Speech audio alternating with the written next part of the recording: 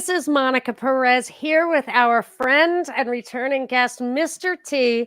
We're going to have an interesting and informative discussion about a very controversial substance, natural substance, also known as a drug.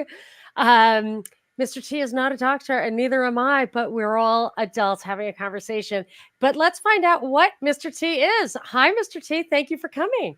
Hi, Monica. Thanks for inviting me, and thanks for suggesting this topic. This is a great topic to talk about for all the reasons you just mentioned. Yes, and I love how we talked a little bit about some of the stuff you came up with, and I just love your writing style. So you wrote a little something about it, which I'm going to put in the show notes, but I have never had more show notes than I have for this show. It's going to be at monicaperezshow.com. All the things. So the topic is ivermectin. Ivermectin, a wonder drug, controversial, much maligned. But tell me why. So I asked you because I know you're a great researcher and a longtime Right. scientist. Mhm. What is your background? So I'm a pharmaceutical researcher. My background in science is in molecular biology. Cloning nucleic acids, DNAs, and RNAs, and things like that.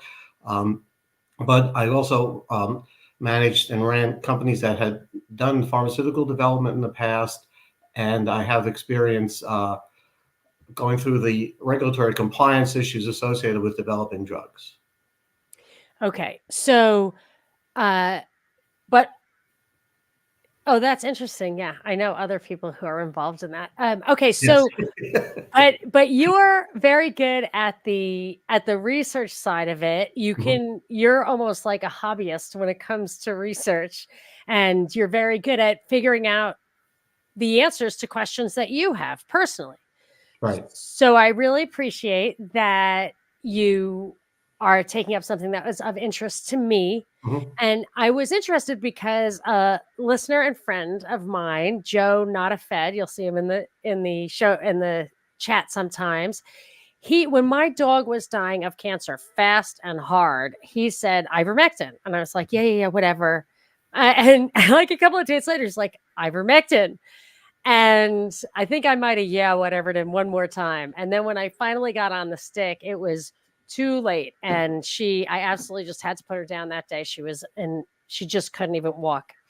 But I regretted not at least giving it a shot because I've actually looked into the research, and there have been some trials that suggest that that ivermectin, either alongside or on its own with chemo or not, may shrink tumors or have a positive impact on cancer. In any case, they are doing clinical trials on ivermectin and cancer, and I wanted to know more about that because it was the first I'd heard of it. So, but I had heard of ivermectin. It had been much maligned.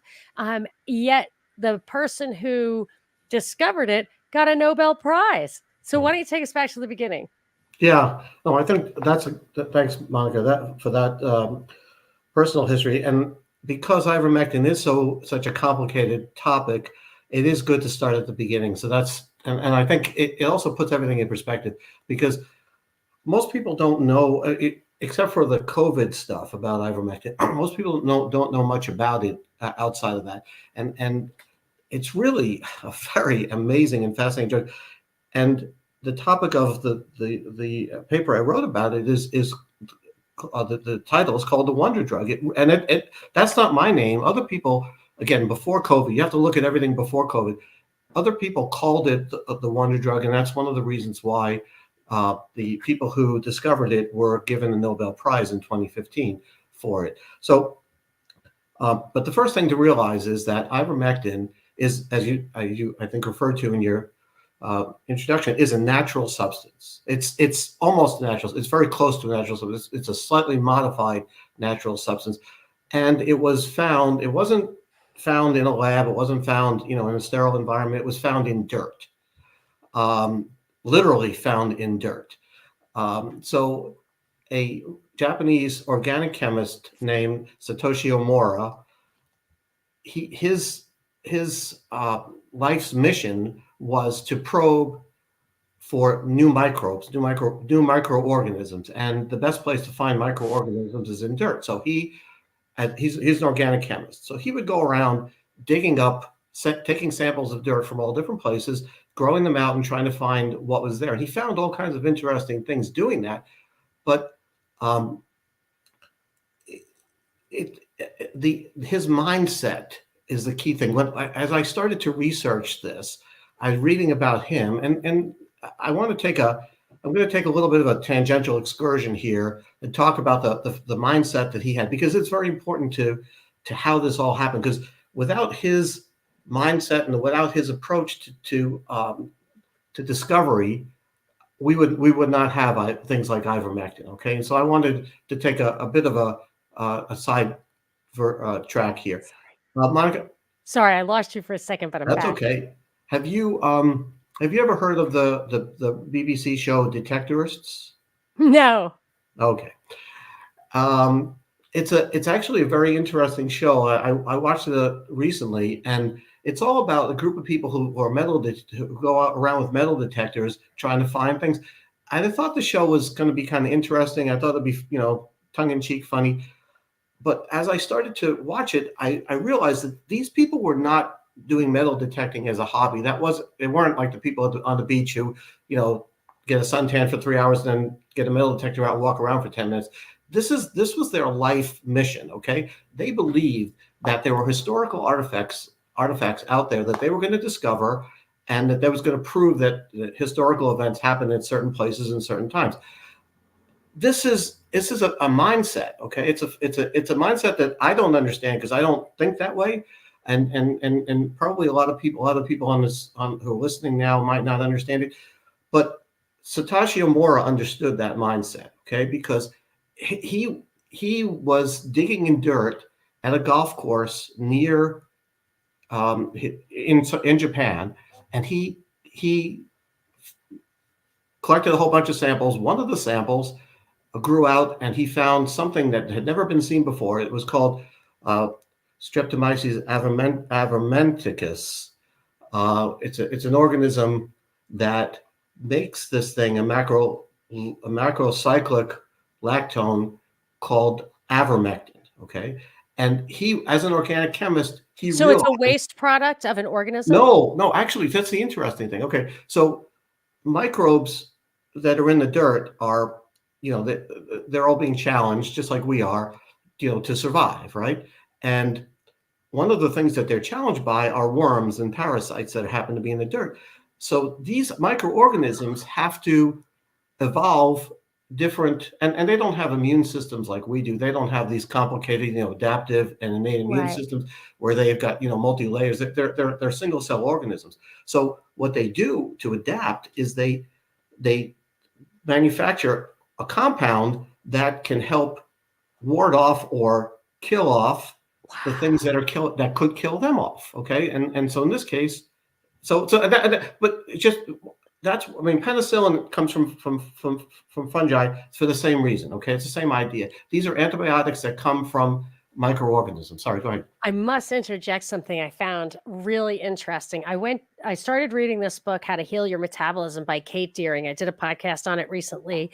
It's got a totally different way of eating. Of course, it's gluten-free like you are and I am. No grains, no nuts, no seeds, nothing like that. And she even talks about the fact that vegetables that grow above ground, unlike roots, have, like you think of blueberries having antioxidants. She said that there are anti-nutrients in these things that attack insects or whatever, because these leaves have to survive out there. Right. And we take very lightly these compounds or these substances, and we'll make like a kale smoothie where you put more kale in that bottle than you could ever consume in any kind of normal way. She said, it's unnatural. You're not thinking about these anti-nutrients. So now I've got in my mind, like everything alive has a defense mechanism. That's right. It does. And in the case of these microorganisms, they are limited. They're limited in terms of what they can they can't make lots of different compounds because they don't have that capability like we do. So they're very limited. So they have to make something that's going to help them survive, in general. And so that's why some of these antibiotics have been isolated from and developed from microorganisms. Okay. Right. So that's what he was doing. Amora was digging in the dirt. He found this unique compound, very unique compound called Ivermectin, and then that was modified to become Ivermectin. Now, so that was one thing that had to happen. You had to have a very tenacious, dedicated organic chemist, somebody who would recognize what they found, digging around in the dirt, spending his time doing that to be able to find something like this. But that's only one of the stars that had to align for ivermectin to be in existence, to be known to us.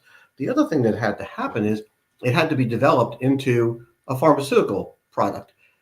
And Omora knew that he couldn't do that. That wasn't his thing. He was an organic chemist and he was working at a research institute. So he started contacting pharmaceutical companies and saying, well, trying to find somebody who'd be interested in taking this forward. He knew that there was a lot of value in it. He knew it was unique. He didn't know exactly what it could do, of course, but he was,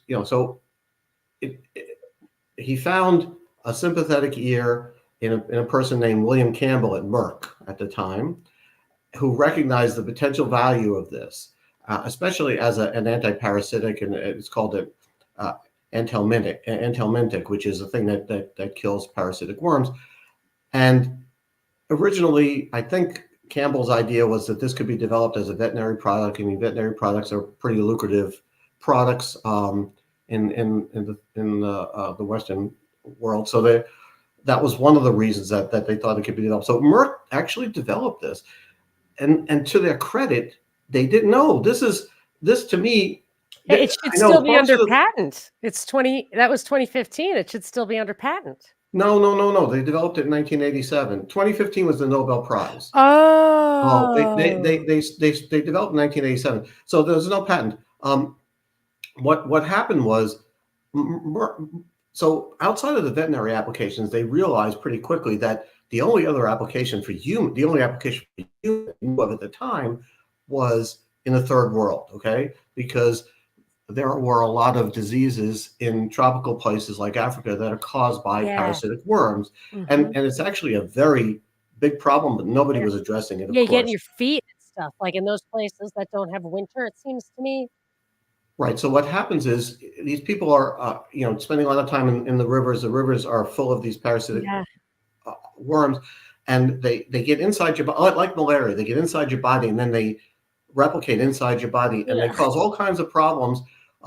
There are a number of different diseases: African sleeping sickness, river blindness, elephantiasis, where your limbs get huge. Right. Yeah. These are very common problems were very common problems in Africa, and they were all caused by these parasites. And so Merck, actually, to their credit, at the time, they developed this. They didn't put it in a drawer and say, this is nice. We'll put it in a drawer, and maybe 20 years from now, somebody will do something with it, like a lot of pharmaceutical companies do with things that they develop that they don't see turning into blockbuster drugs. They actually developed it.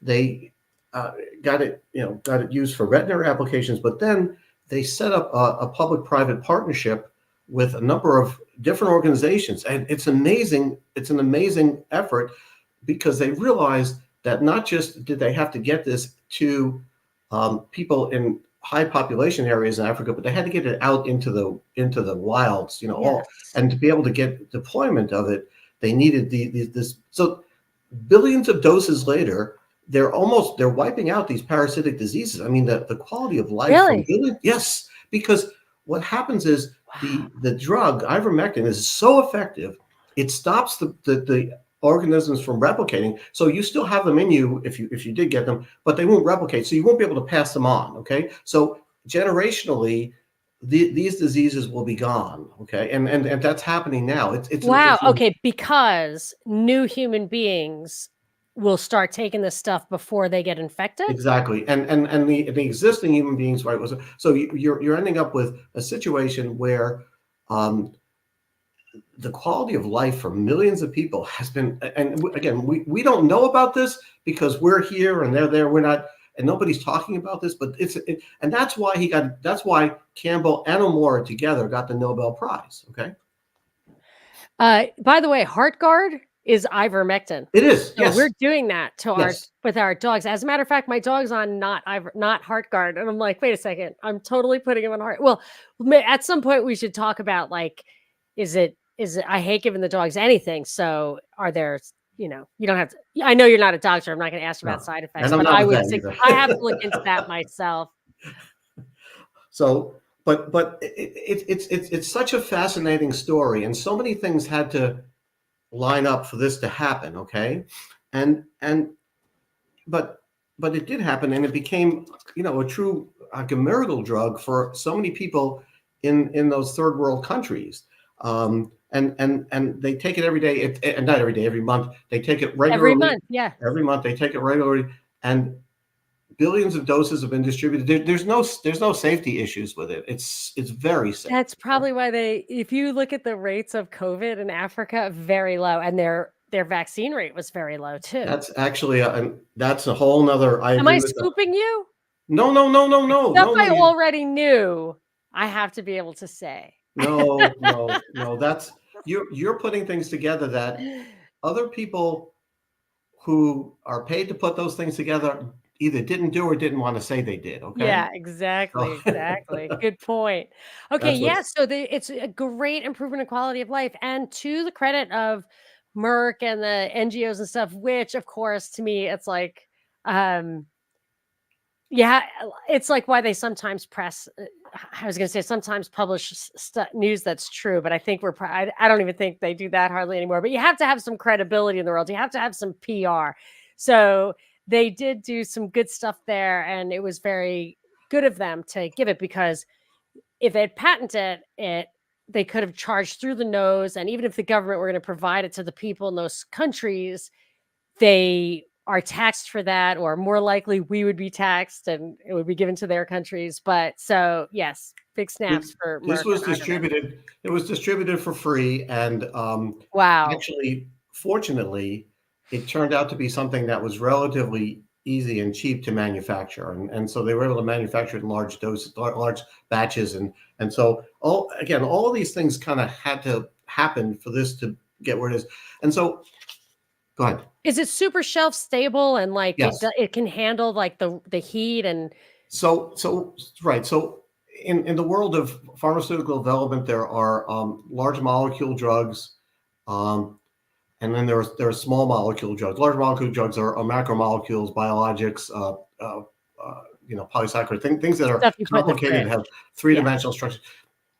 Small molecule drugs are usually things that you would find that are shelf stable, like NSAIDs and things like that. Ivermectin is a small molecule drug, like in a medicine category. It doesn't need any kind of special not in a fridge. Yeah, nothing like Unlike the vaccines, where we're just like, oh, we have to bring freezers into the middle of Africa. Well, that was an mRNA, and that's because they were mRNA vaccines. That was even more complicated than a regular vaccine. Kind of better off if they go bad, I think, first. But whatever. Well, oh shit! I have been told time and time. I think I got. I have to stop saying stuff like this while I'm on YouTube. But what I'm actually going to do, I have to tell people right now, is that I'm going to do the shows live on YouTube. But I think if I say stupid stuff like that, I'm just going to edit the video and just cut the rest of the video out. And so if I do that right now, you can go to rumble.com/user/Monica Perez Show or rockfin.com/Monica Perez. And find the rest of the video there, because I'm definitely circling the drain here. Facebook has taken me down a couple of times already. I got to stop saying stuff about whatever the jab. Well, don't call it stupid stuff that you're saying, Monica. It's true stuff that yes. Other people are offended by for whatever reason. That's true. But they have the power. They have the power of the platform. Yeah. Okay, so keep going. So normally in a story like this, where all this stuff happens and the hero comes in and develops this drug and millions of people's lives are saved, this is a point of the story where you'd say, and everybody lived happily ever after, the end. Okay, but in this case, this, as Churchill said, this is not the end. It's not even the beginning of the end. It's actually the end of the beginning, okay? Because Very good. Yes. this is just Act One for ivermectin, Wow, that's okay? And amazing. getting a Nobel Prize, helping millions of people, is only Act One, okay?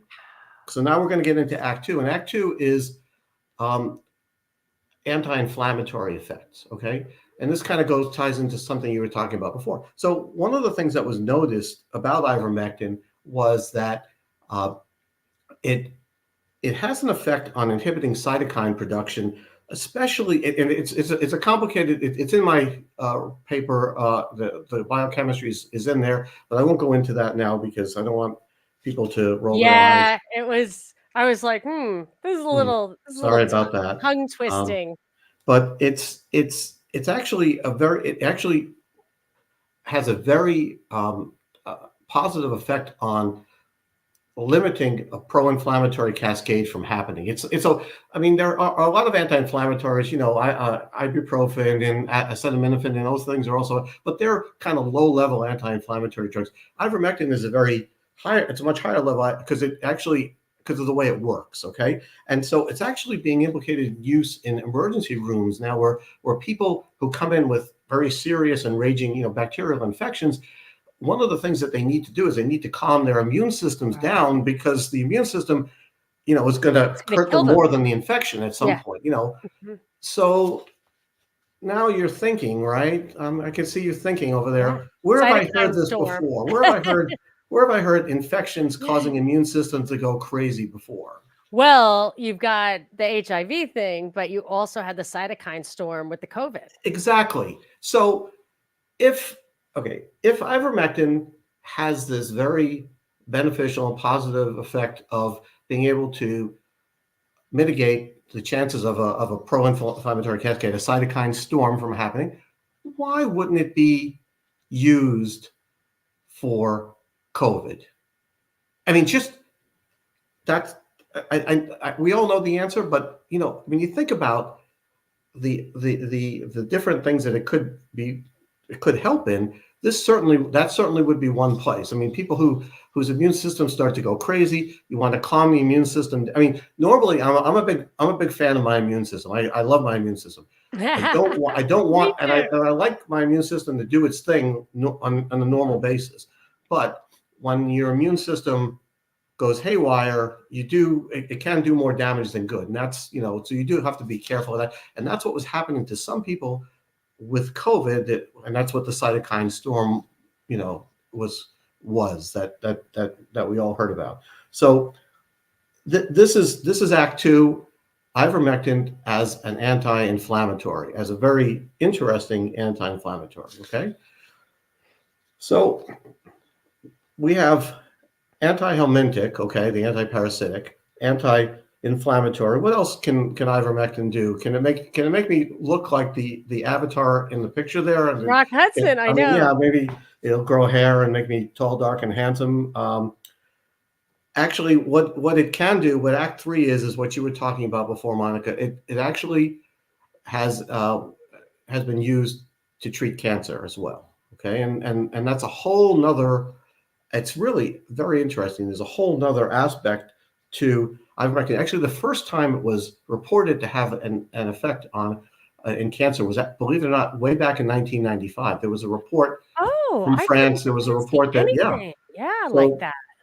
that's a long time ago, and it was demonstrated that there was some effect of adding ivermectin to the treatments that people were doing at the time for cancer.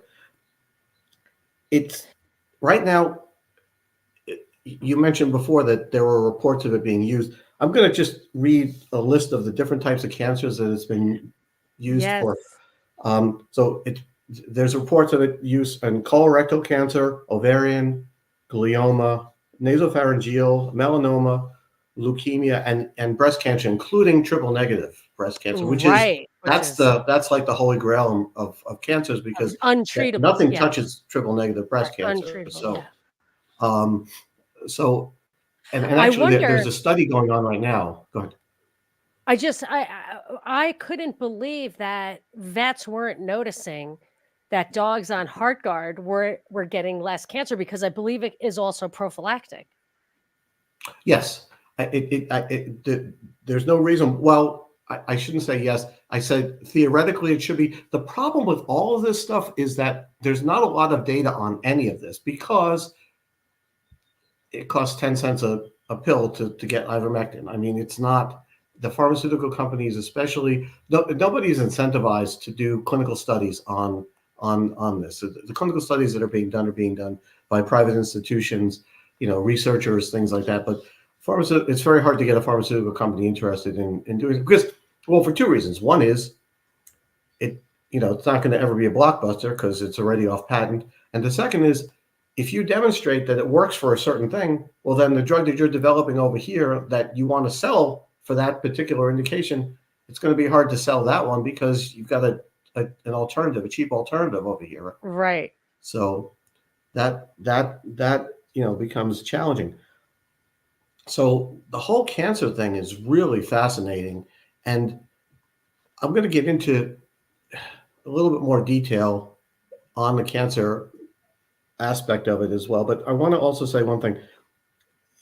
There was a review article written only about a year ago on all the different uses that people have reported in for ivermectin in cancer, and it's not only that these different types of cancers have been treated, but each time it's been reported, in fact, 15 different mechanisms of action have been noticed. So it's not doing its thing one way all the time. It's so multifaceted, and because of the structure of this molecule, it's like a Swiss Army knife. It's got so many different um, things hidden in there. You keep pulling out, the corkscrew and the toothpick, and I mean, there's everything in there. So that's what they're finding. There's 15 different biochemical mechanisms of action that were noted already. Okay, so ivermectin is being used a lot of the time. It's being used adjunctively, meaning it's being used together with a cancer agent. And what they found so far, and again, limited data, it makes in a lot of cases it makes the cancer therapeutic that they're adding it to much more effective. Okay, so and that seems to be its sweet spot so far. But again, I don't think we have enough data to know how well it would work on its own. They haven't been using it a lot on its own. They've been using it together with other known treatments, and in most cases, it makes a significant difference. Okay, and there are reports of people, a number of people who have whose cancer has reversed once they started taking ivermectin. I mean, it's a very interesting, and again, it's you can think of it as anecdotal because there's cases here and there. Until somebody does a clinical study, we won't be able to say anything definitively. Right. And I've got somebody in the chat is saying Tim Truth. So I'm looking at Tim Truth's Substack, has bad stuff to say about ivermectin and Merck pushing it, and bad stuff Well, about Merck, which I understand completely. but And why would they also, push it? They have nothing to gain. I yeah, mean, there's nothing to say, but also refers people to at Learn the Risk, which I've actually talked to Tina Marie on my show. So I totally understand Brandy Vaughn and her story. I I was actually wondering because I did hear people say ivermectin can have bad side effects, but I think what it, I don't know because they give it to the dog. I haven't seen that. I don't know for sure, but my interest in this was because I had a dog who was past the point of being treated for cancer. And the only hope that was extended to me was ivermectin. So I started looking into it. And yes, they have to do studies. There have to be everything I've seen of these anecdotes, they suggest real long-term studies. And I know that they are in trials. I don't know why Merck would want to push ivermectin. I mean, my theory, to be honest, is that ivermectin is actual if the powers that be, big pharma, knows or thinks that ivermectin could be a real cure or answer for cancer, if they really think that's true,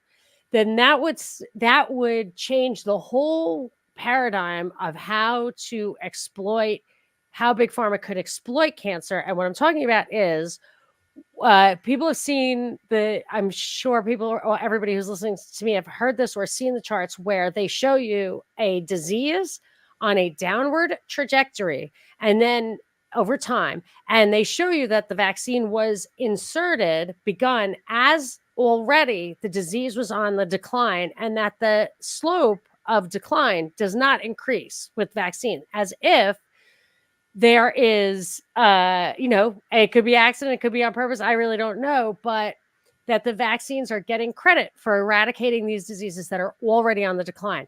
As the ivermectin cancer studies start emerging, which my earliest one that I saw was 2019. I know you're saying that they noticed it in 1995. I don't think they did much with it.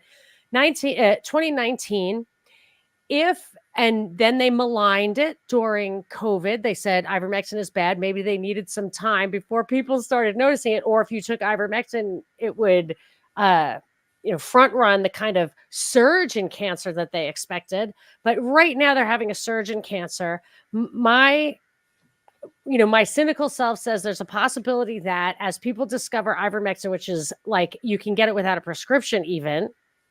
I got some on chewy.com. If people start discovering it or just start taking it for other things and cancer rates start going down, that's when they would want to introduce a vaccine for cancer. And I have seen many, many articles about an mRNA vaccine for cancer that they're going to roll out. So I have a narrative that fits all these facts. And I am not saying that it doesn't have side effects, but what I'm talking about is the potential for using it as a treatment for something that is fatal. So, you can't be too picky about, and given what chemo does to you, this is, from what I read, has the potential to be actually much less damaging. But, that's a lot of stuff that I'm just saying from what I have read. And I suggest other people read it also. But in all fairness, I'll tell you, Tim Truth does have ivermectin is bad stuff if you want to read about it. I'll put it in the show notes, actually. And I always recommend. I mean, I'm not, as you said, I'm not a physician. But I always recommend that people, take control of their own, health treatment, and read about things, and don't just listen to what other people said. So I would read that, whatever you can find. What I would recommend, though, is when you're reading about ivermectin, it's better if you read the stuff before COVID and after COVID, not during COVID, because the stuff during COVID, I mean, it actually literally contradicts some of the stuff that came out before. I mean, it's just, it makes no sense. It's hysterical, is what it is. And there's more emotion in it than science in some of these things. And so I just discounted, and I read the stuff, but I mean, there was so much of a history. I mean, ivermectin was first discovered in the 1980s. There was so much of a history of it before COVID that you don't really have to even get into the COVID time to really have some data on what was going on. So, but I absolutely, this is not meant to advise people on what to do. It's more meant to inform people on what's out there and what information is out there, and that they should read about it themselves. In fact, the thing I wrote up, the piece I wrote up that you'll post, there's a lot of references. It's all reference, and you can follow the references and read about it yourself, which I recommend. So I want to just talk a little bit about the cancer thing too, because a lot of times, and maybe again because of COVID, there's this ivermectin was kind of colored in a little bit of people. Well, you guys are ivermectin fanatics and things like that. And I'm not an ivermectin fanatic at all. I'm a truth fanatic, but I'm not an ivermectin fanatic. But no, I thought it would be interesting because I couldn't find enough stuff in one place. I thought, let's read our stuff and talk about it. Well, and so people are saying, well, I was, it was a little bit of a joke about, making you tall, dark, and handsome, but because people are saying, well, you guys think ivermectin could do everything, okay? Well, Right. the cancer thing is interesting because again, it has been around since 1995, and there's been a lot of reports, and the review article that I referenced in my paper was um, it came out in 2023, and it's very comprehensive, and it shows there's a lot of data in there, and it shows all the different cancers that it's been tried against and things like that. But so why does it work? Why does it work against cancer? People think of cancer, they think of, well, you're going along, your cells are doing fine, but all of a sudden, some cells in your body start to go haywire and they start to grow really fast, and you develop this tumor, and that tumor gets in the way of other bio. This is a very general, and but that's what they think about as cancer, and they say, well, how does ivermectin? That's an parasitic antiviral. Uh, how does that have anything to do with cancer? Well, here's the thing, okay? A lot of cancers are caused by viruses, and this is where people are going to say you're crazy. Okay, it's not. I'm not crazy by saying that. Anybody in the science world will tell you that at least 20% of cancers are caused by viruses. In fact, tumor viruses is a thing. Okay, it's been Dude, known. I can't really even get my mind around that because I read Inventing the AIDS Virus by Duisberg, introed by Carrie Mullis, and they're so down on the whole idea of virus connection with cancer. And my audience, and I was kind of a first mover on the not believing in germ theory, but I'm gonna accept viruses as little pieces of genetic material that attract other pieces of genetic material.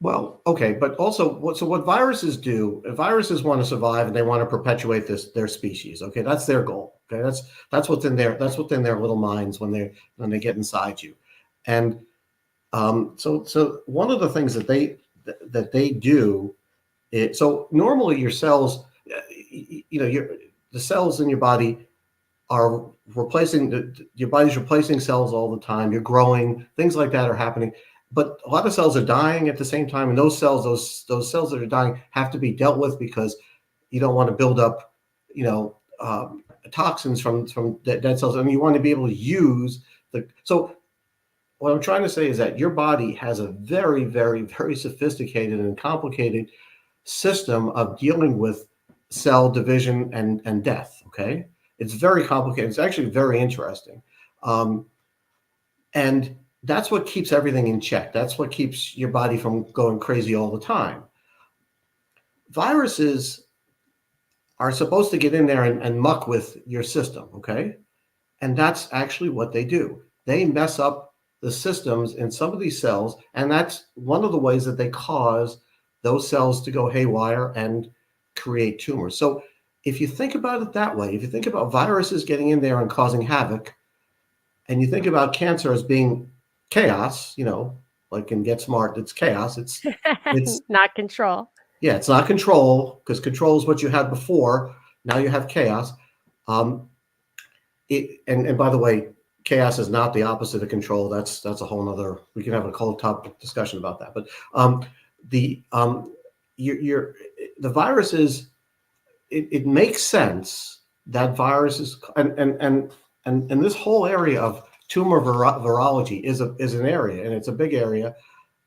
For a long time, we've been focusing on treating cancer, trying to treat the cancer itself, the symptoms, instead of the cause of the cancer, and that's the way things have been going for a long time. Chemotherapy, you're trying to knock it back. Really, chemotherapy. I hate this. I mean, you're trying to give people, a few more years. It's not going to. Chemotherapy is rarely curative. Okay, it's almost always palliative, and sometimes it's actually worse, but it's not meant to cure, right?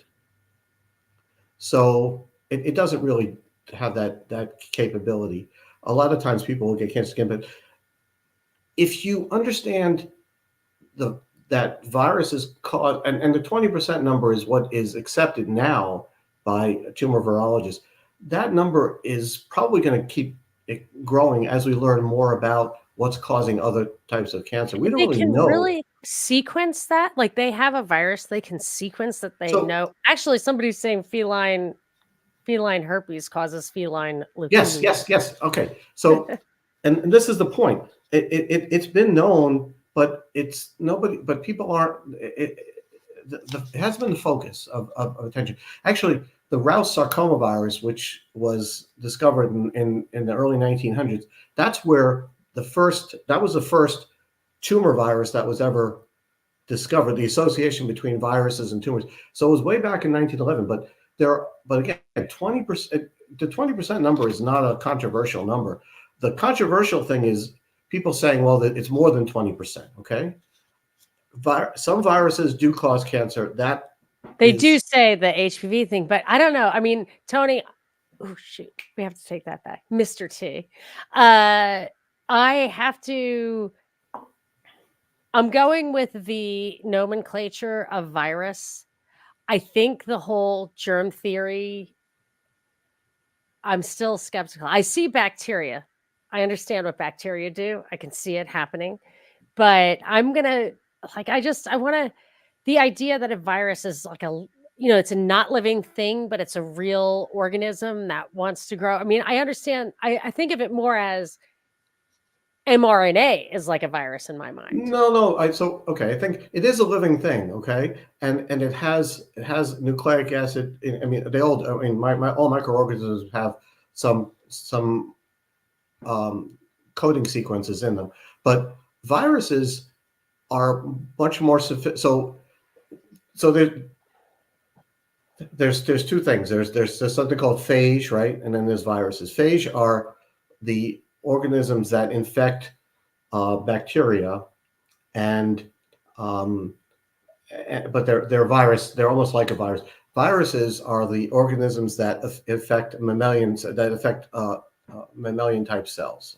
So Oh, viruses are really? real. Yeah. So they're real, and they cause all kinds of havoc, and some of them stay resident in you for a long time, and that's part of the problem with the potential for causing cancer. Okay. So have you seen them? Like, have you had access to an electron microscope and seen something that's like you're like, oh, that's what a virus looks like? So Or what you see with viruses is this: when you're working. So I used to work with tissue culture. So tissue culture is cells plated on a piece of a piece of plastic. Okay, so they're you take your cells and let them grow on a piece of plastic. Okay, and so they're confluent, meaning that there's an even lawn of these cells on the plastic. If you introduce a virus, a small amount of virus particles into that, you'll see little areas of clearance happening. The virus will kill cells in different places depending on how many viral particles you put into that plate. So you'll see that the virus that you've introduced into that culture are killing cells in discrete places. Okay, so that's and of course you have a control. You can see that it doesn't happen if you don't put it. So those and the control is a true like neutral, and the only difference between the control and the other thing is is the what you're presence of calling the a viral virus. particles. Yeah, yeah. So and I'll send you some information about that. So But thank you. but that Yeah. go ahead. Sorry, what were you There's a saying? question. How do Oh, birds get influenza if it's mammalian?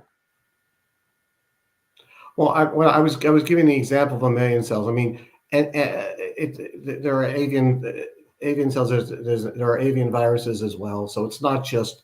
I was using mammalian cells as an example because that's the Got kind it. of cells that we typically culture. Right. When we're doing research, it's mammalian cell culture. Okay. Those are the kinds of cells that they use to make things like biologicals, like monoclonal antibody therapeutics, are made from mammalian cells. They're Okay. cultured. Okay. All right. Sorry, I know this is the basics, but I mean, when someone tells me about viruses, like I call them the priests of the electron microscope. I don't have an electron microscope. I cannot see them. I can see when I have strep throat. I can see the little cultures growing. You can see when you have an infection. You can see stuff. You pour peroxide on it and it goes bananas. But viruses, they seem to me like exactly the same as when somebody tells me I have allergies or food poisoning. So it's very hard for me to understand, to believe, because I don't really believe anything.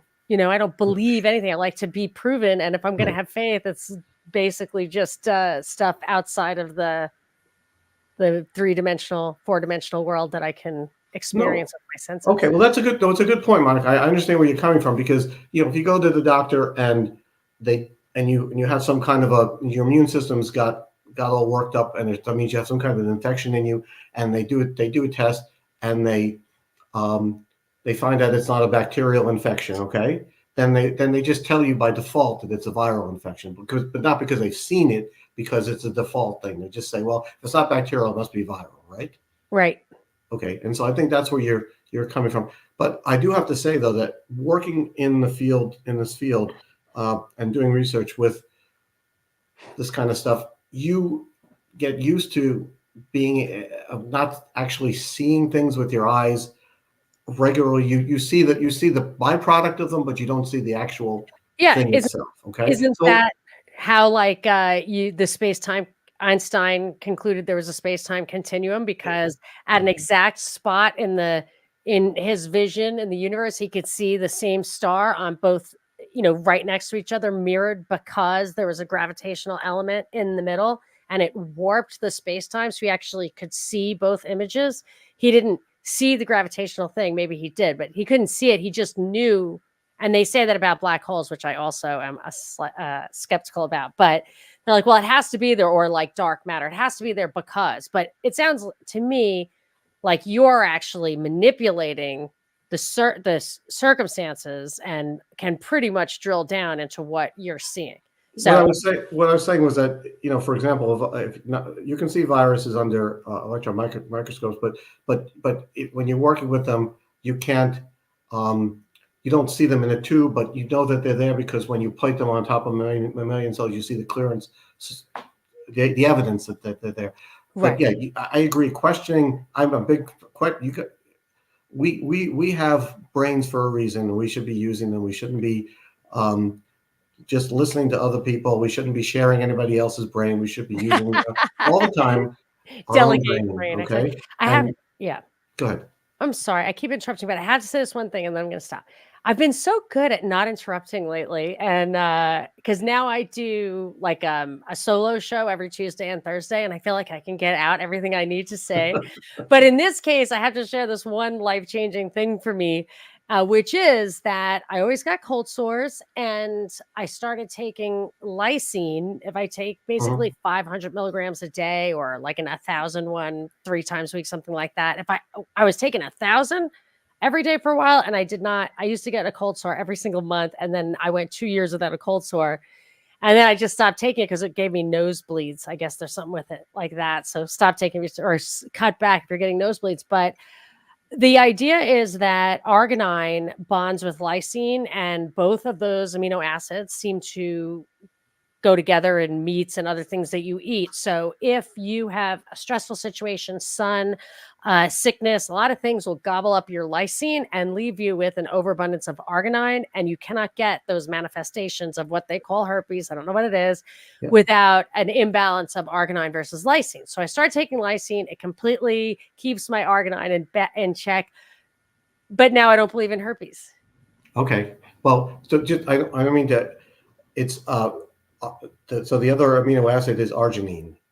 Arginine. Okay. See, Arginine. I'm a Okay. reader, not a. No, I know. But just so Thank you. people, it's Yeah. arginine and lysine. Yes, those are two amino acids that are very relatively different than some of the other amino acids, but Oh.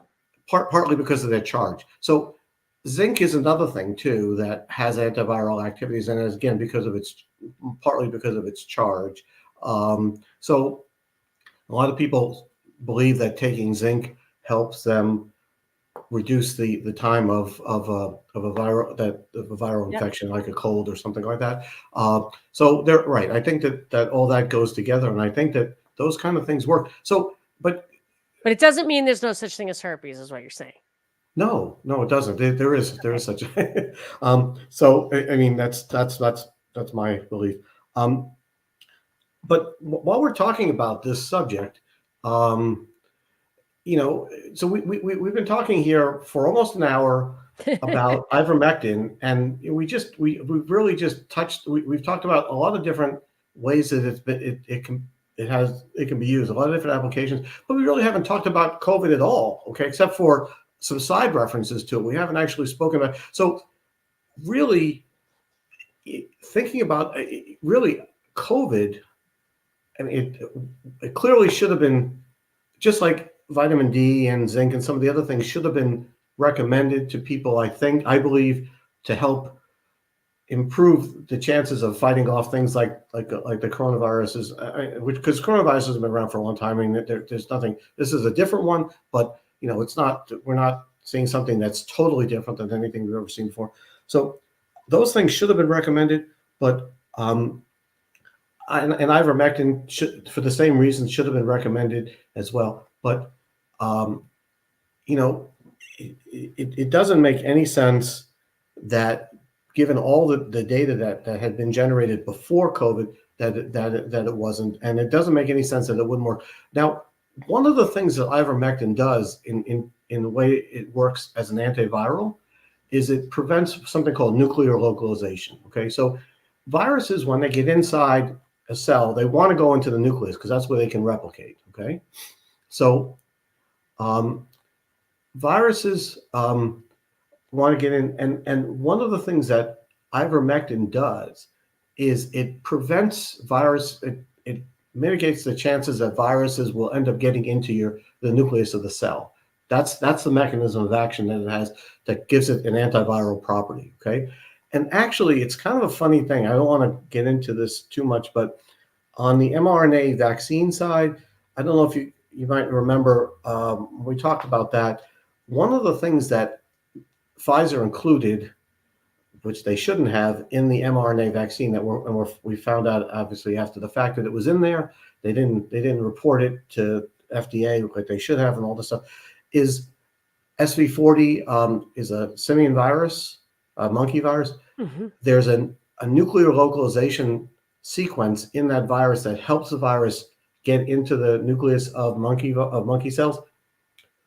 That was included in the sequence that people got when they got the mRNA vaccine. So actually, in a way, ivermectin would even help prevent any chances of nuclear localization associated with the vaccine, not just the virus, but the vaccine as well, because there was an inadvertently included nuclear localization sequence in that vaccine. Inadvertently, Mr. T. Well, there's a lot of we can do a whole I can do a whole show just on that. Okay. Yeah, no, I know you can, but that's amazing. I never heard that before. Yeah. About ivermectin. So actually, it sounds like. Do you think that could be a remediation for someone who thinks they may be vax injured, or would you take ivermectin before if somebody was going to hold you down and force you to take? No, all I was thinking was that if people had been recommended to take ivermectin, and they also got vaccinated, it could have had a side effect of helping mitigate the chances that the vaccine nuclear localization could have I don't know what the impact of that SV40 sequence is. Maybe there is no impact, but putting a nuclear localization sequence into human cells is not a good idea. Okay, I think we could all agree with that. So, or most people, 95% can agree with that. So, so just being on ivermectin could have been a good thing, not just for the COVID virus itself, but also could have been helpful in mitigating. It could be helpful in mitigating some of the potential side effects of the vaccine. I don't know that for sure, but it's just interesting that its mechanism of action. Yeah, mechanism. But look at all of the mechanisms of action that ivermectin. I mean, I'm looking at your chart that you sent me, a table. Yep. Where it goes through many, many cancers: breast cancer, ovarian cancer, colorectal cancer, gastric cancer, prostate, renal cell carcinoma, colorectal, all of these things, and the mechanisms of action are the stem cell inhibitions on breast cancer. That's amazing. Yep. Inhibiting pathways, which I don't know what the pathways are, the proteins, mitochondrial dysfunction induction, which I guess means the mitochondria of the cancer cells. So Yeah. is that create apoptosis? Is that what that will Very do? good. Good. That's great. So apoptosis. So apoptosis is one of the, when I was talking before about the amazingly intricate and really elegant systems that you have, that your body has to deal with cell death. Apoptosis, autolysis and apoptosis are the two um, systems that one is programmed and one is non-programmed cell death. Those are very important systems, and I think Right. that's one of the things people are starting, and that's one of the things that people are starting to recognize as things that research needs to be done more in, and it's also one of the ways that cancer is being treated now, right? Apoptotic approaches to cancer as well. So I want to ask you about something a little bit off the sidelines, but it was very influential on how I was thinking about this stuff. So this is where I learned these terms. So necrosis is not programmed, not planned cell death, right? Right. Necrosis is bad. Apoptosis is a normal thing, and when your cells break up, if I'm not mistaken, your body can use some of those pieces. And It has to, as a matter of fact. So, for example, some of the iron that you have in your body that prevents you from becoming anemic comes from the cells that die. And if that system didn't work, you might become anemic because you're not oh going to getting it yeah, all I always exogenously. think that people Well, say but taking iron, think multivitamins. about it. Yeah, It's iron is not going anywhere. I mean, right. It's it's immutable. right. No, but so it's there, and it's going to be reused in some cases. So in some cases, anemia is caused by, Oh, necrosis yeah, instead of your apoptosis? system, the system for dealing with cells is not working properly. Cell death is not working properly, and so you're not getting the used hemoglobin or iron that you should be getting, and you got to rely on it all exogenously, and a lot of times, unless you get supplemented, that doesn't always work well. Yeah, so that's what I was thinking. In when the way I think about supplements, I kind of do it like my mother. Just shoot most of all her decisions about health and nutrition and everything are based on her fundamental Irish cheapness. So she got a lot less exposure, even though she was plump. She just didn't. She didn't consume that much. She didn't like get. Wasn't the first mover on Wi-Fi or whatever. So she always had, and I have the exact same thing. It's very funny, a basket of supplements next to her chair, and she would say, "Yeah, you got to take A, D, E, and C. That's what the doctor said. You gotta always take that." I said, "Oh yeah, how often do you take that every day, Ma?" No, just once in a while. So, and I always think that, and I do the same thing. And I think in the back of my mind, what I was thinking is, how do I? And I do like my milk thistle and selenium, but I only Yep. take it like one of them like once a month. I'm like, look, there's no way I need a constant stream of selenium. You know how little selenium I probably need? Surely there's a way in your body that it kind of gets stored more or less. It's like floating around in your bloodstream or whatever. It's not like it just exits your body. And now you're telling me it's in the cells that need it. And Yeah. when new ones replace it, it can basically reuse some of that. So I don't mind juicing it once in a while, especially when I'm juicing it out because it's, from it helps your liver function, especially if you are mean to your liver. But I'm not super mean to my liver.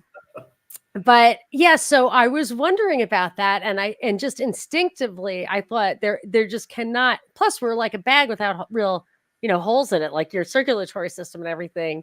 It's not leaking. So unless it is, in which case you might have problems. But I have to ask this question. Well, So in this book that taught me about necro, it was I think it was Dr. Nancy Banks, maybe it was mhm. called "The Death of the HIV Cancer Paradigm," if I'm not mistaken.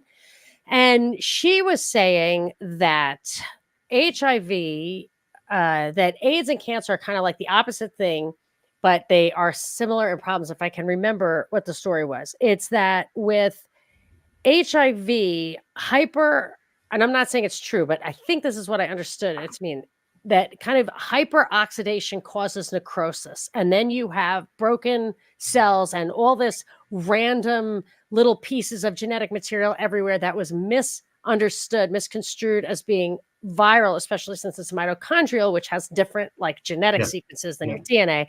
But Okay. with cancer, it reacts to a hyperoxidative environment, hyperoxygenated environment, whatever, by producing more cells to eat that oxygen. Now, that could just be crazy talk, but it had a certain elegance to it, especially since I could actually understand it.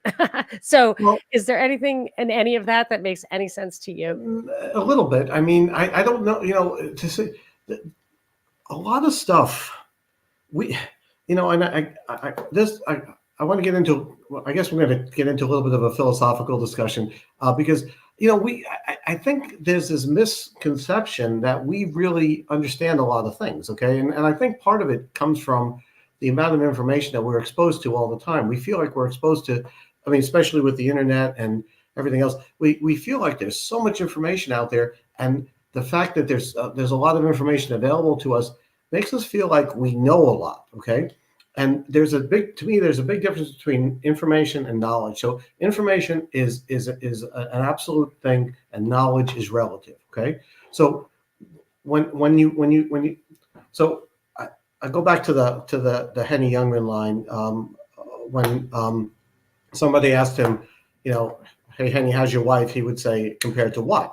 And and obviously it's funny, but it's a good point, because if you just say to somebody, how's your wife? Well, if you're going to provide an answer, your answer is going to be an absolute answer, because you have no context, right? Compared to what? Compared to my first wife, compared to the lady down the street, compared to compared to how she felt yesterday. Well, you have no context, right? So you need context. You need a denominator, a comparator. Okay, so when we think about information, we think about it in an absolute way. We think about, oh, we know all this stuff, and we know this about this, we know this about this. But what we're not considering is the denominator. Okay, so the denominator is the total amount of information that's possible to know. Right. Mm. So for example, when okay, I use the Human Genome Project as an example. Okay, so remember when the Human Genome Project was proposed, and everybody said, well, it's God's blueprint, it's DNA, it's going to tell us everything. We're going to learn so much from this. We're going to know all the answers. We're going to know everything. I'll be able to make another Monica Perez if I wanted to. Okay, so. But did that happen? No. What ended up happening is we did the sequencing, which was an amazing effort. Okay, it created more questions than it answered. And so what we learned by doing that is we learned some stuff. We got a lot of information, but we also learned that the denominator is actually bigger than we thought it was to begin with. So from a fractional point of view, we realize we know less than we did before, because it's like one step forward and three steps back, because we learned so much stuff that we didn't know about before. It's like the black hole thing you mentioned before. So there's so much.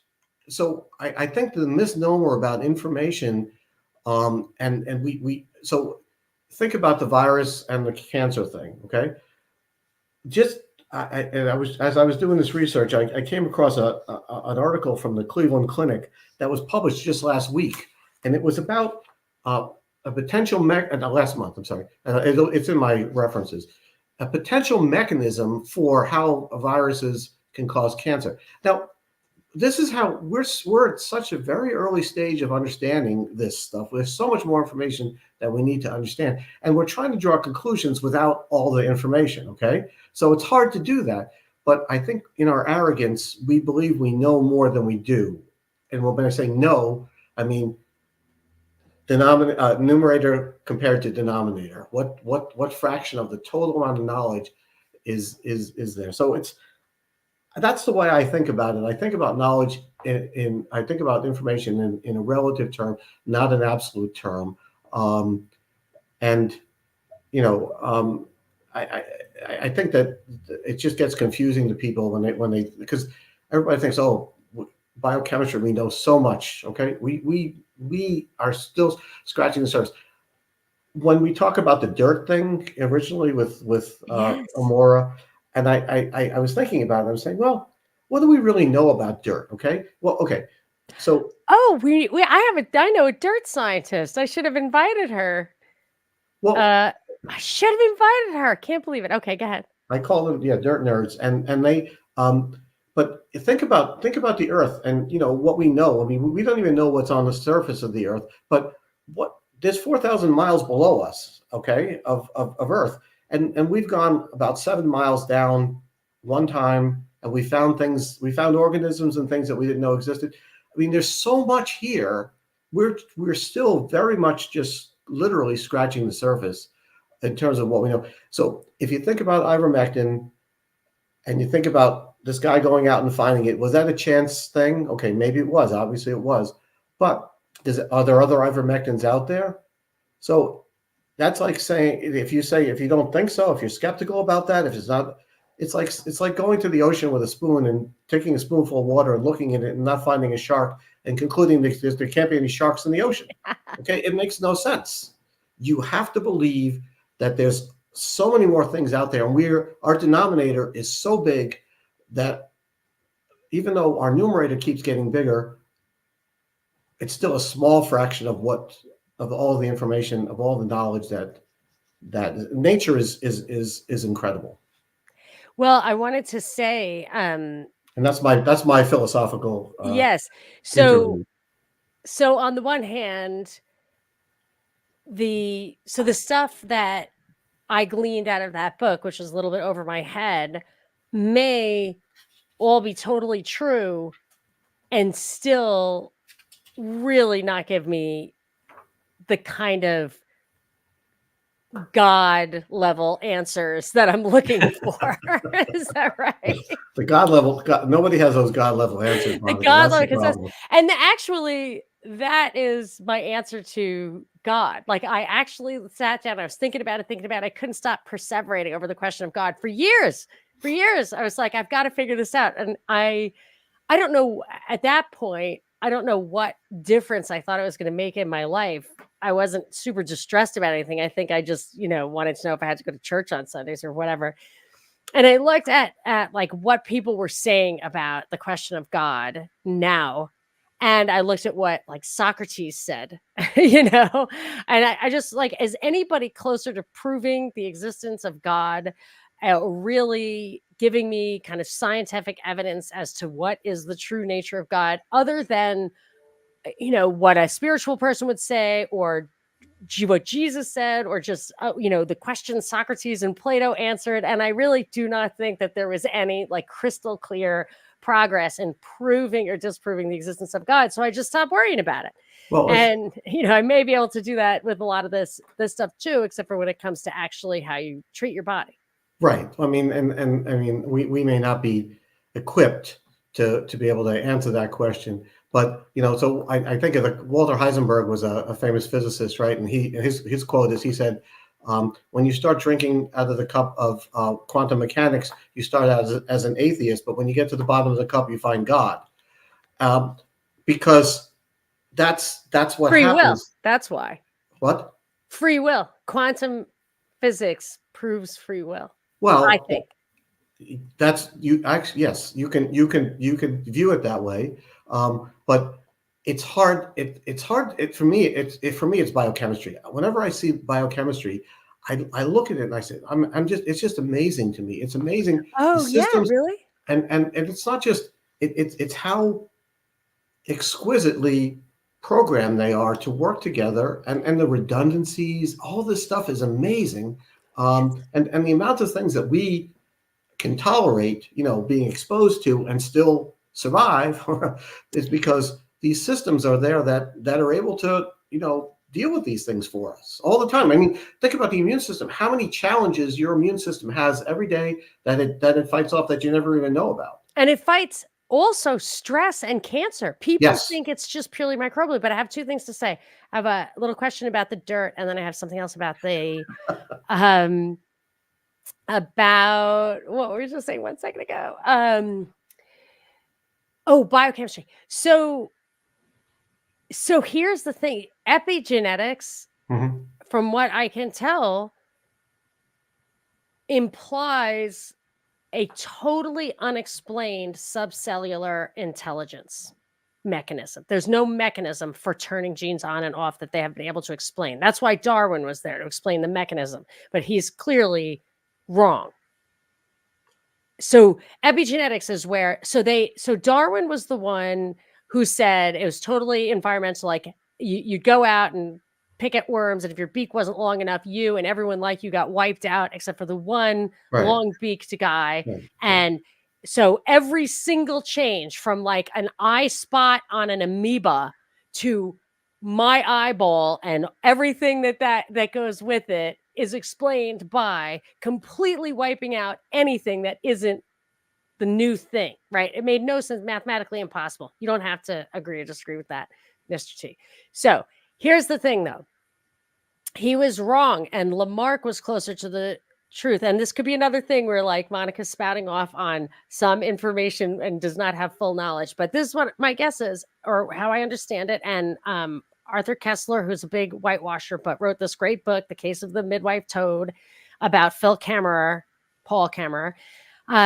is that I think what's really going on is that all those genetic mutations have been accumulating over the millennia or whatever.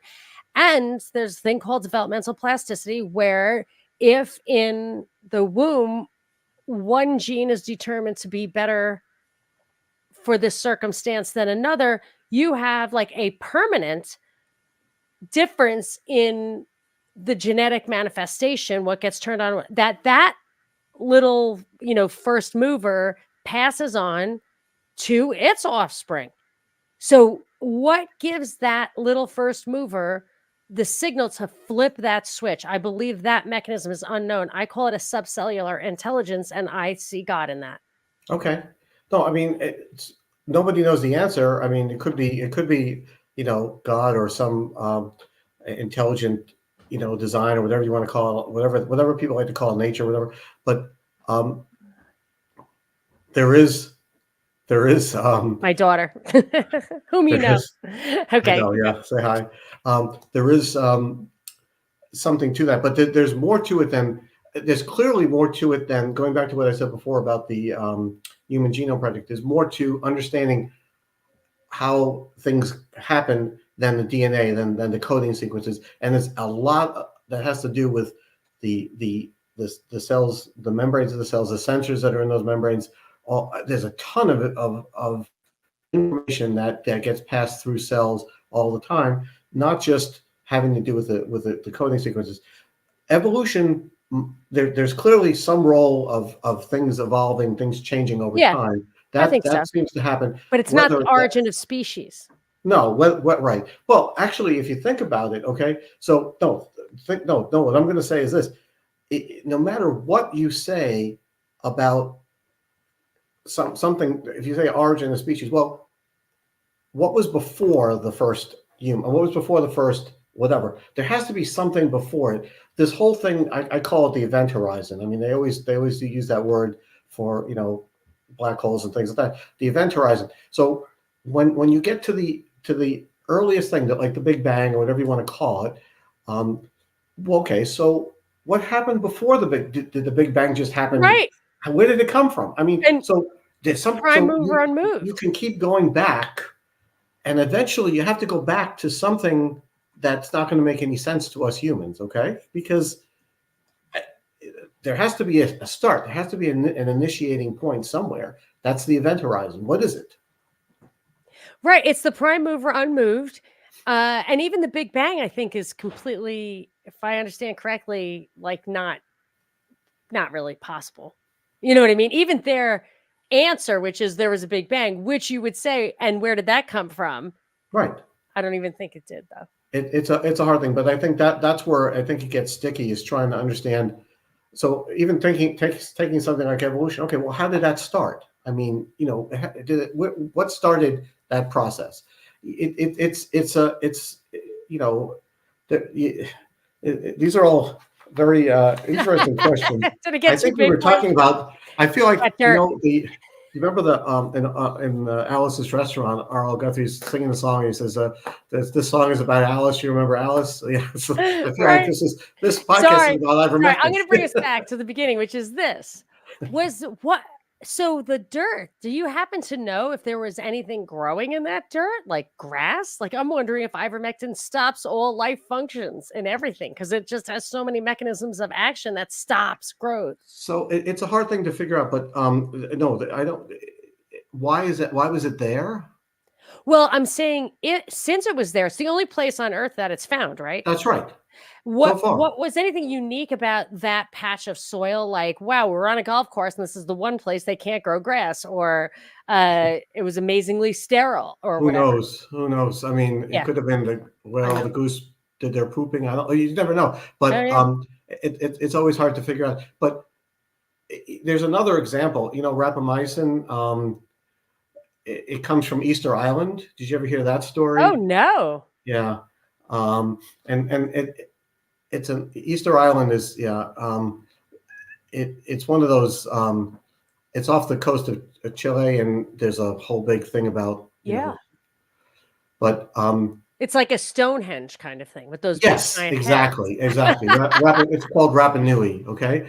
And um, but then the question becomes, well, if you go to Easter Island and you discover something that turns into a blockbuster drug, who owns it?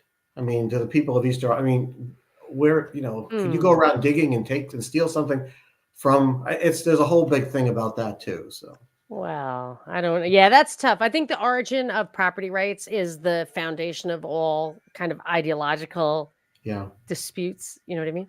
So I want to get to a few questions, but I also wanted to, before we do that, see if we left out anything big that you wanted to share. No, I mean, I might, we might have, but I would encourage people to look at the entire document that I put together and Yep. the references. Please look at the references and any other references that you can find. I think, to me, ivermectin, the story of ivermectin is so interesting, and it's really very unique. And there's so much there. And actually, again, it was natural in the sense that it was discovered and there's more stuff out there to be discovered, and that's the thing that's very heartening to me about this whole thing. You have to have the right person at the right place at the right time to find things, but they're there to be found, and so you can. And I would encourage everybody to watch Detectorists as well. Oh, really? Excellent. All right, I'll It's write that. actually very good, and the reason they don't call it the Detectorist is because it's the whole concept. It's a Right, right. very interesting show. It's a very cleverly done show.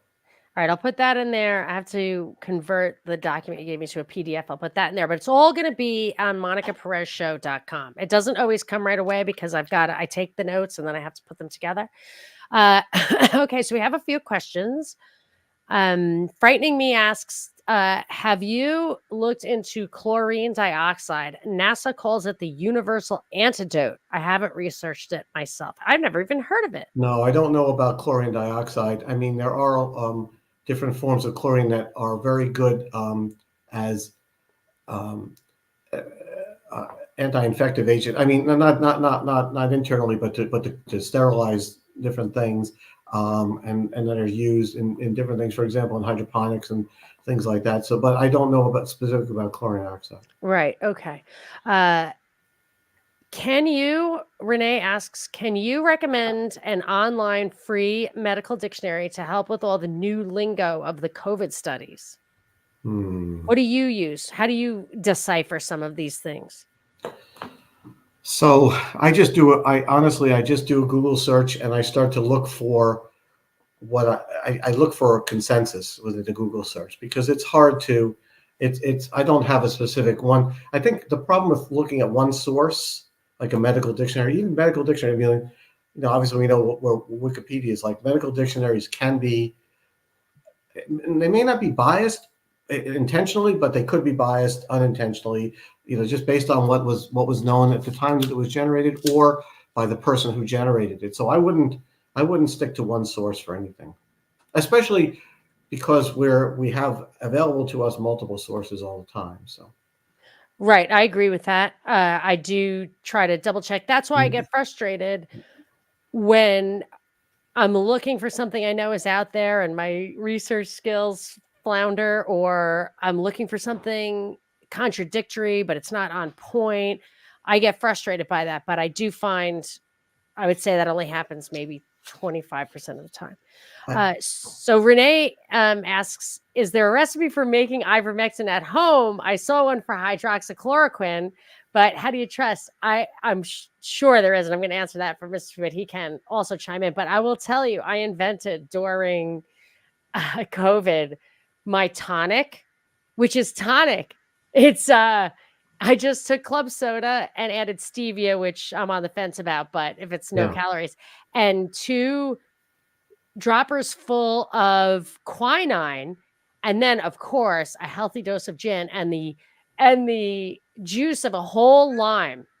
And I was just absolutely convinced that that was like that cured what ailed you. But it's true that limes and quinine, and I think that's why the British did the gin and tonic, that they those things were pretty darn curative, because the quine and hydroxychloroquine is quinine, if I'm Yes, not it is, and that quinine has been known for a long time to have antiparasitic effects, especially against malaria. Which, by the way, ivermectin is also very effective against. You mentioned before, and as far as to answer that question, no, there is no way to make it at home. because you have to Ivermectin get that substance, which it's is a you have to it's a refine it. very complicated. It's a 16 ring structure. It's relatively complicated as an organic chemical, and that was one of the reasons that it was he recognized right away. Amora recognized that it was unique Oh, and and interesting. You mentioned before, Monica, I was about selenium, and actually, when you were talking about that, I was even thinking about it. I think selenium is a very important. We don't get enough of it normally. You can't have too much. You can have selenium poisoning. you Um, can have too much. It's bad for no, your you can heart have if you get too selenium much. poisoning, but Yeah, um, it's bad for but your I heart. don't think there's a big danger unless you eat, like a lot of Brazil nuts all the time. Brazil nuts are the biggest source of selenium, a natural source, because they come from Brazil and the Amazon rainforest, and selenite is naturally found there, and it's taken up by the roots of the trees.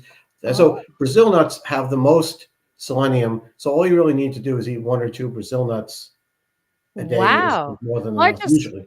I'll pop a milk thistle from time to time, Okay. but a friend of mine who, But uh, selenium, selenium is very oh, important for nuclear replication in cells. It's a cofactor. You need to have some selenium. So sorry, and go it's ahead. for your liver. And actually, a friend of mine who was taking chemo for breast cancer, they Mhm. gave her selenium Yeah, because it was bad for her liver to. yeah, and it's one of those things because what happens is, Oh, um, sorry, go ahead.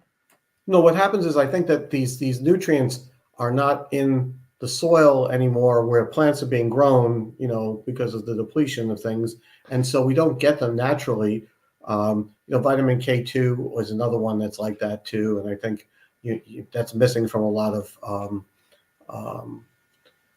um, Diets or diets, but it's also supplements missing. You used to from get the it from chicken supplements. eggs and things like that, but Yeah, the way chickens are raised, you don't get it from them right. anymore, or butter. So it's just that kind of So I stuff. had to tell you how I discovered selenium. It was in my mother's basket. So my sister, one of my sisters, the one who died, died of fentanyl and Mm. drugs. It's a very long story, but she was a drinker, boy, a real drinker for many, many years. And I don't know if she was doing blood tests or it was actually like an autopsy, but in the end, her kidneys and liver were fine. It was amazing. Like we couldn't believe it. So I said to my mother, like, what was her secret? Because she had lived with my mother till the end.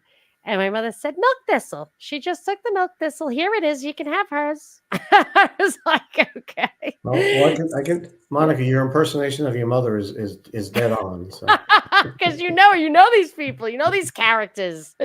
Thank you very much. Yeah, I do get a lot. And then if I ever asked her to be on the show or say something, she would go into secretary voice. Yes, dear. I'm like, what the heck? Come on, ma.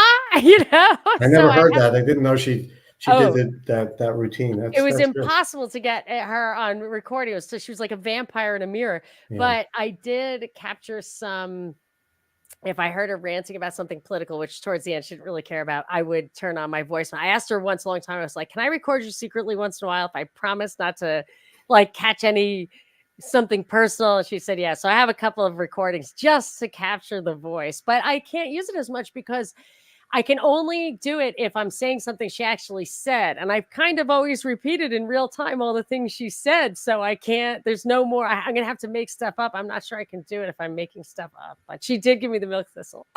Well, milk thistle is a good thing. There's no question about it. Yeah, it was good. So Renee said a lot of the NAC has added selenium. So NAC is something, milk thistle, NAC, liposomal glutathione, and Niagen, which is a precursor for niacin, as well as carefully placed probiotics. But those things I think are all good for if you're a little bit hard on your body, drink too much or have jet lag or whatever.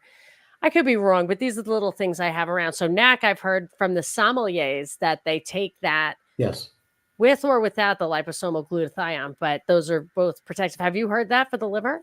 Yeah, NAC is one of those things that Oh, I see.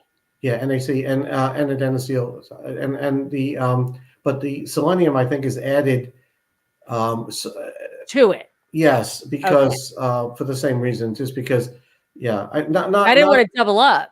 not yeah, just but not because it you have to be careful that in some cases there are things that are added that's right. This point is a good one. Gin and tonics with quinine to combat malaria. That's a that But was it a psyop? Was it a placebo? I don't think so, man. The quinine helps restless leg also. yeah, quinine actually does and and quinine water does contain real quinine. I mean, that's part of what makes it um, taste that way. So Yeah, you got to put sugar in. Another thing, so what I did when I really felt oxygen deprived when I had COVID, the feeling I had was when you sit in a car with the windows rolled up. mhm. And but my that little thing you put on your finger said that my oxygen was fine, but it's like, let's just see what they do in Peru because they're super low oxygen in Peru. I've been there like 5 times and Mhm.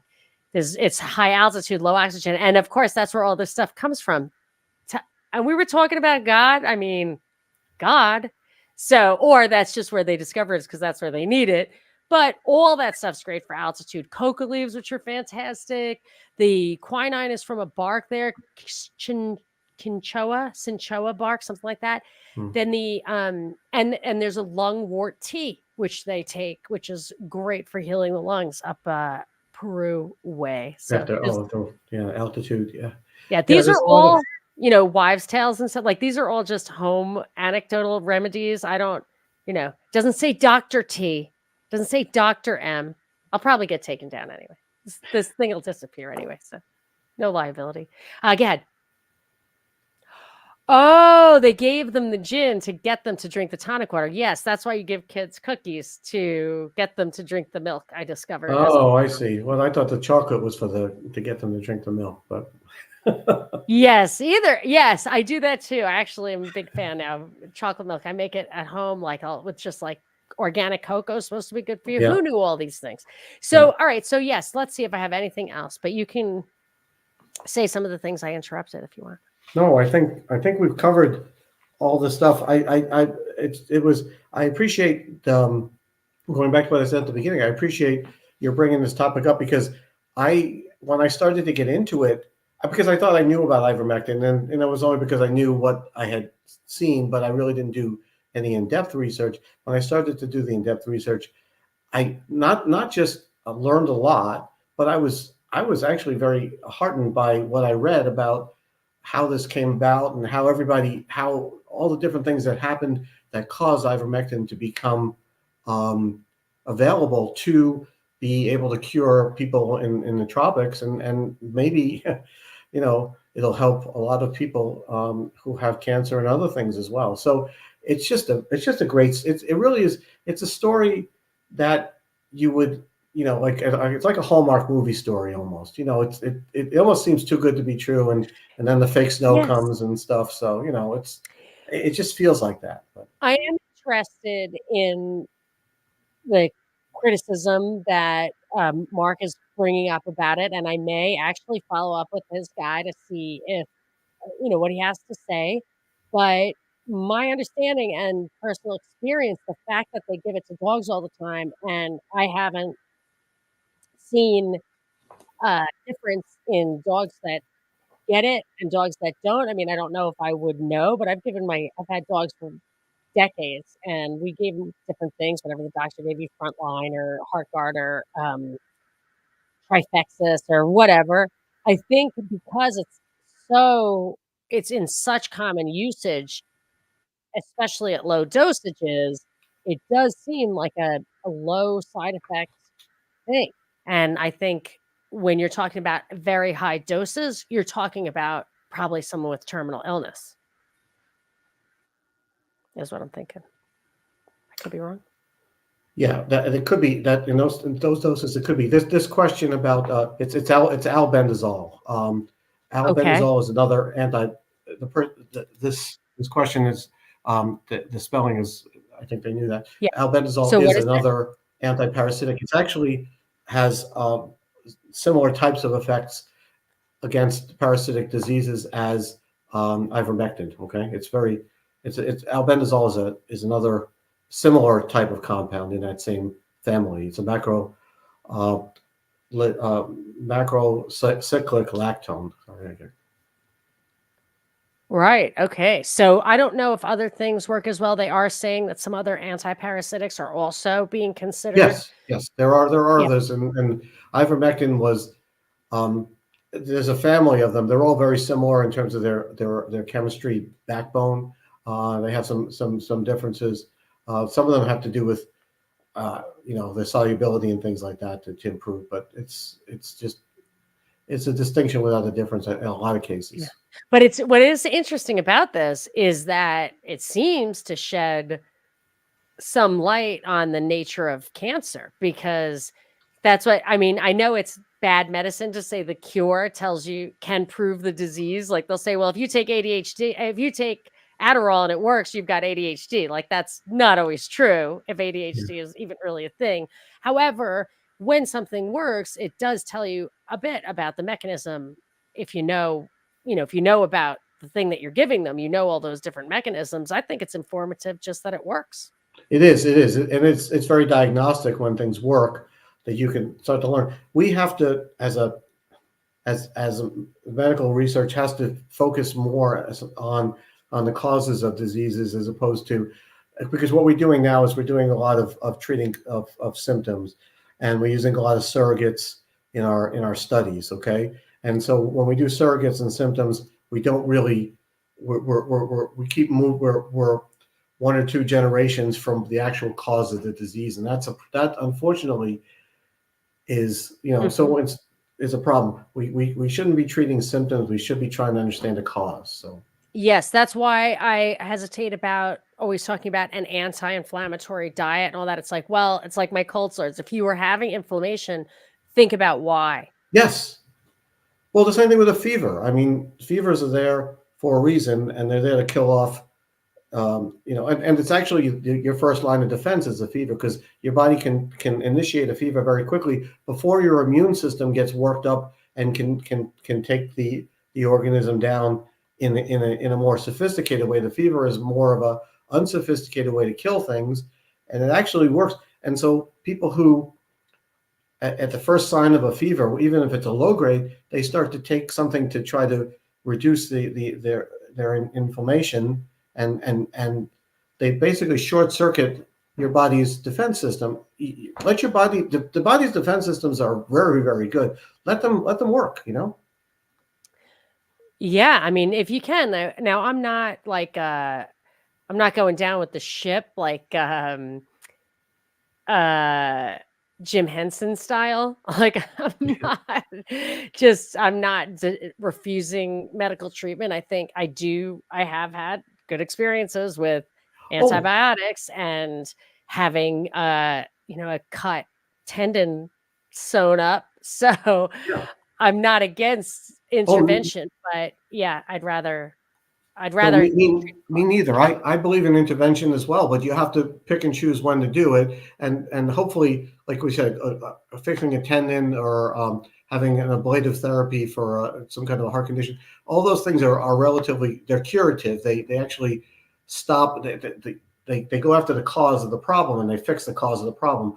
But if you're treating a symptom, if you're treating a headache or you're treating a fever, you're not treating the actual cause of the problem. But Okay? even with the ablation, I feel like that's the proximate cause, but not the ultimate cause.